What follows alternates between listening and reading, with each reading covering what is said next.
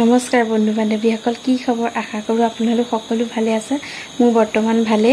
আজি যিহেতু গণেশ চতুৰ্দশী, সকলোকে মোৰ ফালৰ পৰা গণেশ চতুৰ্দশী শুভেচ্ছা যাচিলোঁ। আজি ভাবিছোঁ এটা সৰু সুৰা ৰেচিপি দিওঁ বুলি। যিহেতু আজি মাছ মাংস খোৱা নহয়, সেইকাৰণে ভাবিছোঁ আজি অলপমান পোলাও বনাওঁ বুলি। আশা ৰাখিছোঁ আপোনালোকে ভিডিঅ'টো শেষলৈকে চাব। আৰু মোৰ চেনেলটোত যদি আপোনালোকে নতুনকৈ আহিছে, লাইক কমেণ্ট কৰাৰ লগতে চেনেলটো ছাবস্ক্ৰাইব কৰিবলৈ নাপাহৰিব। এতিয়া মই কেইটামান বস্তু যোগাৰ কৰি লৈছোঁ পোলাও বনাবৰ কাৰণে। এয়া তেজপাত, যিহেতু তেজপাত দিলে গোন্ধটো বহুত ভাল লাগে। এয়া হ'ল কিচমিচ, তাৰপিছত ডালচেনি, ইলাচি আৰু লং আৰু কেইটামান কাজু বাদাম যিহেতু ছোৱালী আৰু মানুহজনে খাই খুব ভাল পায়, সেইকাৰণে কেইটামান সৰহকৈ লৈছোঁ। আপোনালোকৰ কথা কিমান জোখ পৰিমাণে লয়। এয়া পোলাওৰ কাৰণে মই চাউল লৈছোঁ, মই জহা চাউল লৈছোঁ। আপোনালোকৰ মনৰ কথা, আপোনালোকে যি চাউল ল'ব পাৰে, যিহেতু চব চাউলতে বনাব পাৰি সুবিধা অনুসৰি। এয়া মই এতিয়া চাউলখিনি অলপমান ঘিউ দি লওঁ, 3 চামুচমান দি লওঁ, যিহেতু ভালকৈ মুঠি ল'ব লাগিব। এয়া 2 চামুচ, 3 চামুচ ঘিউটো, যিহেতু মই ৰিফাইন তেল ব্যৱহাৰ ঘিউতে বনাম। এতিয়া কম পৰিমাণে হালধি দি লওঁ।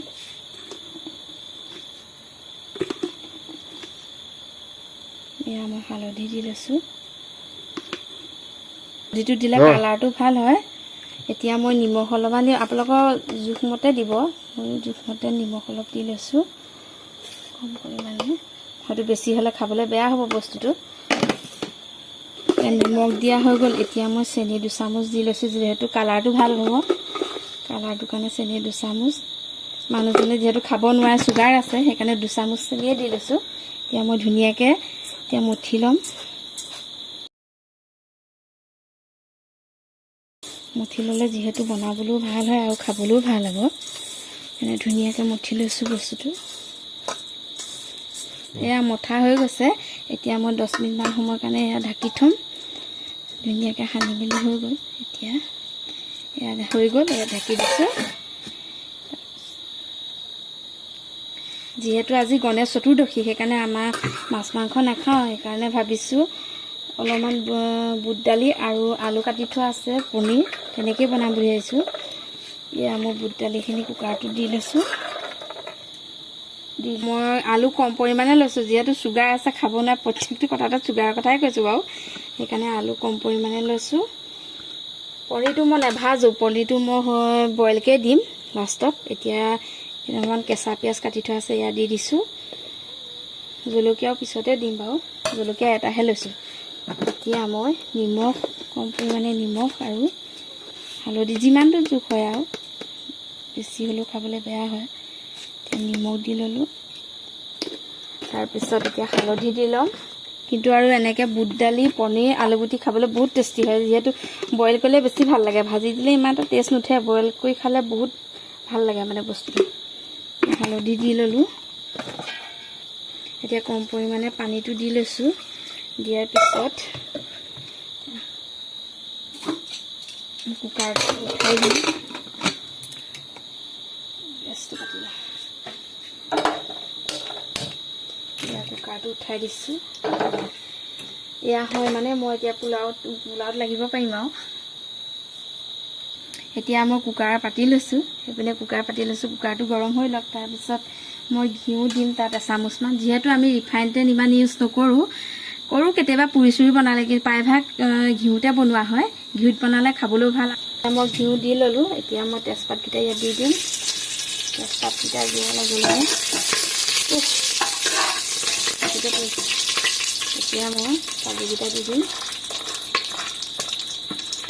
কাজুকেইটা ইয়াত দি দিছোঁ। ভালকৈ ভাজি লওঁ, অকণমান ৰঙচুৱা হৈ লওক। তাৰপিছত এয়া খিচমিচ, যিহেতু কুকাৰটো বহুত বেছি গৰম হৈ গ'ল, এতিয়া অকণমান ভাজি লওঁ। নহবা লাগি হৈ যায় ইয়াত, যিহেতু ৰখি থাকিলে কুকাৰ মানে বহুত বেছি গৰম হৈ গৈছে। ভাজি লৈছোঁ। এয়া দেখিছেনে? ধুনীয়াকৈ ভাজি লৈছোঁ। ভাজি লোৱাৰ পিছত ইয়াত মই চাউলখিনি দি দিম।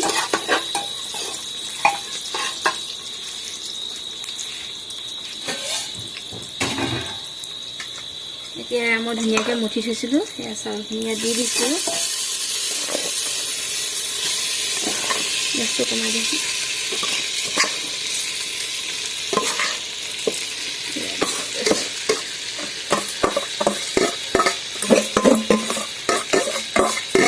এতিয়া মই চাউলখিনি দি ল'লোঁ। এতিয়া এটা দুটাকৈ পটপট মানে ফুটিলে ধুনীয়াকৈ জোখত হৈ যাব। এতিয়া মই ধুনীয়াকৈ ভাজি লৈছোঁ।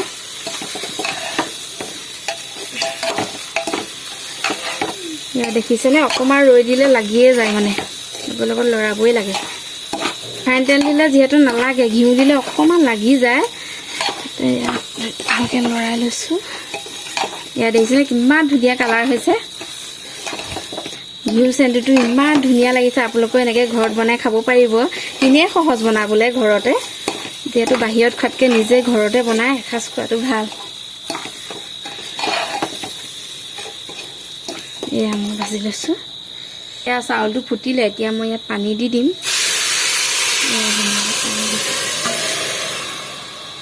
পানীটো আপোনালোকে আন্দাজমতে দিব। এইটো এয়া মোৰ পানী দিয়া হৈ গ'ল। এতিয়া তাৰ ঢাকনখন মাৰি দিছোঁ। এতিয়া 2টা চিটি মৰাৰ লগে লগে আমাৰ পোলাও ৰেডি। আপোনালোকে চাই থাকিব।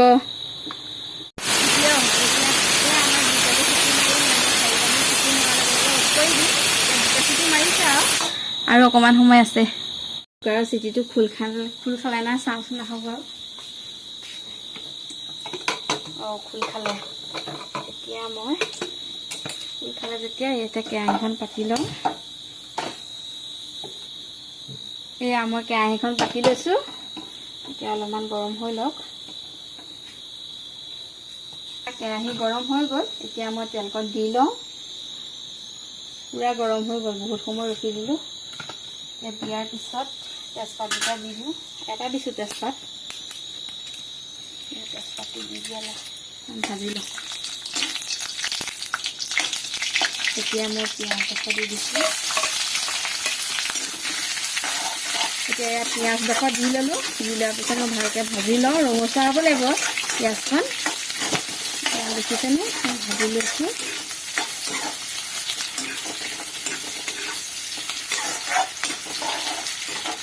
এয়া অকণমান সময় ভাজি লওঁ।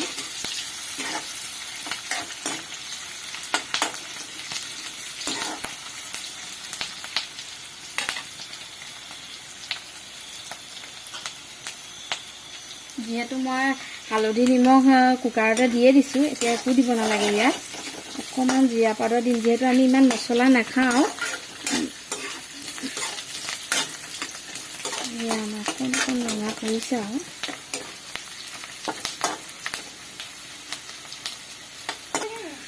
এতিয়া মই পিঁয়াজডোখৰ ৰঙা হৈ গ'ল। এতিয়া মই অকণমান মছলা দি দিম। নহ'বা মছলা নিদিলে যিহেতু বুট দালিটো অকণমান গোন্ধায়, সেইকাৰণে অকণমান চেণ্টৰ কাৰণে এয়া মই জিৰা পাউডাৰ অকণ দি দিছোঁ। বেলেগ নহৰু আদা কিবাকিবি একো ব্যৱহাৰ কৰা নাই, একেবাৰে চিম্পুলকৈ বনাইছোঁ।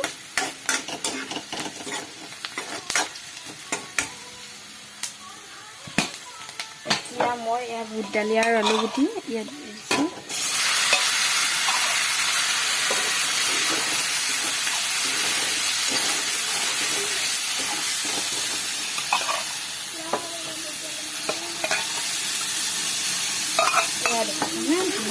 দি দিলোঁ।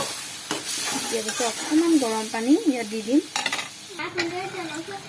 এয়া মই পানী অলপমান দি দিলোঁ। পানী যিহেতু কুকাৰত মই কমকৈ দিছিলোঁ, ইয়াতে পানী অলপ দি দিছোঁ। এয়া অকণমান উতল অহাৰ পিছতে মই পনীৰখিনি দি দিম। যিহেতু মই পনীৰ ভজা নাছিলোঁ, এনেকৈ কেঁচাকৈ দিলে খাবলৈ বহুত টেষ্ট হয়। সেইকাৰণে এয়া উতলিব। এতিয়া দি দিলোঁ। এয়া আমাৰ বুট দালি উতল আহি গ'ল। এতিয়া মই ইয়াত পনীৰখিনি দি দিম লাহে লাহে। যিহেতু ভজা নাই যে ভাগি যোৱাৰ চান্স থাকে। এতিয়া মই পনীৰখিনি দি দিছোঁ। এয়া দেখিছেনে? এনেকৈ বনাই খাবচোন, বহুত টেষ্টি হয়। খাই পেলাই আপোনালোকে কমেণ্ট কৰি ক'ব, ভাল পালেও বেয়া পালেও। এতিয়া মই অলপ সময় উতলিব দিম। যিহেতু লৰাই দিলে হয়তো ভাগি যাব।